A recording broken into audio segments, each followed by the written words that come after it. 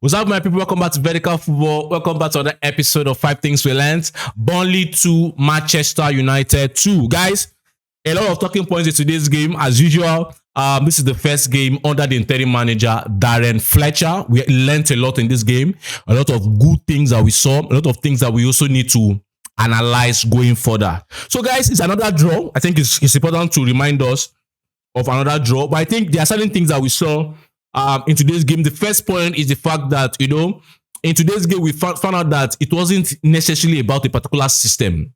It was just the ability to express yourself. Yeah, obviously, I understand that you are playing with the back four, and in forward, we cannot really say we've gotten to the level of playing a 4-2-3-1 because in today's game, we lacked wingers, right? At a certain point, you saw Dogu playing on the left-hand side.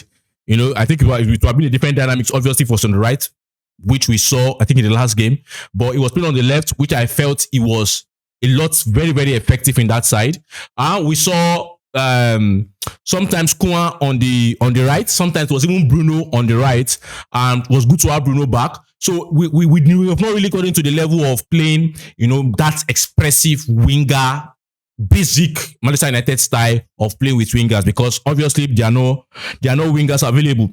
But we saw that the team was a lot more free in terms of, let me put it this way, that the shackles of a formation and how we should play was removed, and that's what you expect with Darren. Darren will tell them, that Fletcher will tell them, guys, go, don't worry too much about the system. Yes, this is our basic structure, but go out there and express yourself, go out there and be free. And I think we saw that, and obviously it led to a lot of attacking situations for us. But the story still remains for Manchester United is that we create a lot, but we don't score as much as we should score.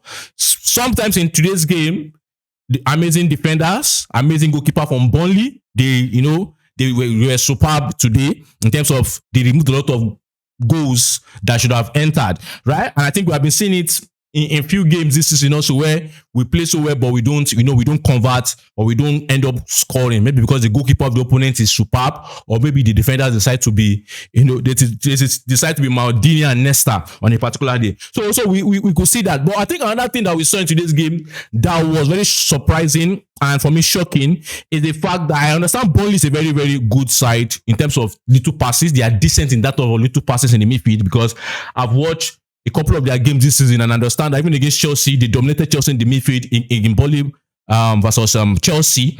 And I think today also they dominated us in our midfield. At least up until Zexi came on board, which helped that midfield a little bit, and Kobe also came on board to help that midfield a little bit. They played us in that midfield. And I think in as much as we want to be expressive in attacking, we also have to look at the fact that we should not be exposed. Our midfield was very, very open today. Very, very open today. I think we need to try as much as possible not to be exposed as much as we were in the next games we were playing, because we are going to be playing very, very difficult teams. But I think that we should also make sure that, we put in consonant the fact that, we are attacking, and at the same time we should be compact in that midfield. It's very, very important, especially when we are deciding to play with a midfield three. So guys, another thing I saw in this game, which I think we have been seeing, is the fact that Burnley did not really need to have a lot. I think at the end of the match, I checked the XG for Burnley, and I saw the XG, in my opinion, when I saw it, the last time I saw it was like 0 point something, but they scored 2 goals. I think that is very, very, very worrying. The fact that their XG is 0 point something in today's game, right? 0.24 in today's game, and they scored 2 goals. It shows that. And what we saw in today's game is no matter the formation you are using, I have said it before, no matter the formation Manchester United are using, whether it's a 3-4-3 or a 4-4-2 or a 4-3-3 or a 4-2-3-1, we need midfielders. It doesn't change the story. So in as much as yes, we are dealing with interims and it appears we are going to buy midfielders, we need to show ambition as a club. We need midfielders. This is not about 3-4-3. It's not about this. We need midfielders. Today's game actually showed that. Let's get these midfielders in and let's see our levels when the midfielders are in. We need to do ourselves a very good job. And I saw the likes of Wilcox and Berada were there today, even though I saw that they were very, very tense. I've never seen them as tense like that, because, I think they have to prove a point now, that truly they know what they are doing. And I think if they want to prove a point that they know what they are doing, one of the things they have to go for is a midfielder. This team begs for a midfielder, no matter the system. It begs for midfielders. Go and spend and get midfielders. So let me talk about individuals. Obviously, we're happy that Bruno Fernandes is back. There was a fluidity in our game. Even though I'm beginning to see the old Bruno in terms of a lot more long balls from very, very funny positions. And I'm like, I understand the fact that Amorim is not allowed again. And Bruno already understands that it will be his duty to give us those long passes and everything. So, that's what I'm going to be expecting, really, from a Bruno Fernandes now, because the limitation of having to pass is simple, I think, has been lifted now. Bruno can decide to go long, as we all know, Bruno, and play it more risky, as we all know, Bruno. Ala boy is my boy. I have to say it's my boy because he's a player that I've always said, give him time. And I think Benjamin Sesko was fantastic today. I think Benjamin Sesko had been fantastic for a lot of games this season, especially the last 2-3 games this season. But the fact is that, especially even the Wolves game, I felt that his mobility was okay. But the fact is that when you don't score, right? When you don't score goals, I think the last game against Leeds, he hit the bar. Was it the last game against Wolves? Was the game he hit the bar? When you don't score, no matter what you do, people criticize. You lose chances, people will criticize, obviously. But the fact is, today he scored the goal, especially the second goal of Benjamin Sesko. This is what we have been asking from Sesko. This is what we have been asking from Dogu. Amazing. I think we want to see more of this because I truly believe that guy was a very good buy for us. But I've said many times this season, we have to give him time. I know United is not a team that is patient, but truly, this guy is a good striker.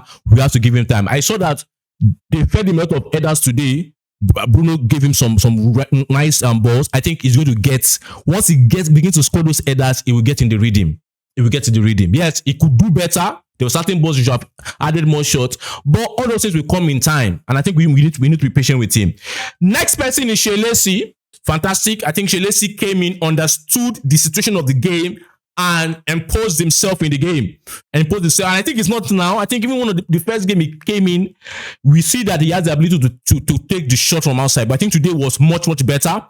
Obviously, it's his second experience in the Premier League, coming into the Premier League. And I think he feels more confident, to take it. And I felt that we need that kind of thing. We need that because if you look at our wingers, I understand that Mbemo has that, but Mbemo is not, Mbemo is always like a little bit down, but Shelesi has a little bit of hanging to it. It's an profile that we need. And I think that boy is a boy. Yes, I'm not demanding him to start banging goals for us, but the fact that, as I've said, I maintain my stance. We need to give him time.